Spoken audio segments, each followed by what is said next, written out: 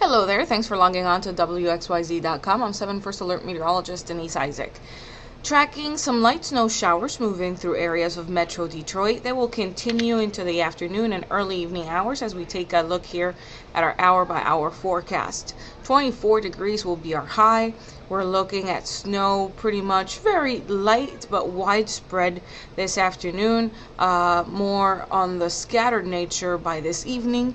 Snowfall totals will range anywhere between 1 to 2 inches. Some localized spots up to 3. As we take a look here at our futurecast, we can clearly see that tomorrow, though, we're looking at mostly cloudy conditions, and with the wind off the Lake Huron, that's when we could see some lake effect snow showers developing. But on Tuesday, not everyone expected to see the snow, and it will be mostly flurries, spotty in nature, so just keep that in mind.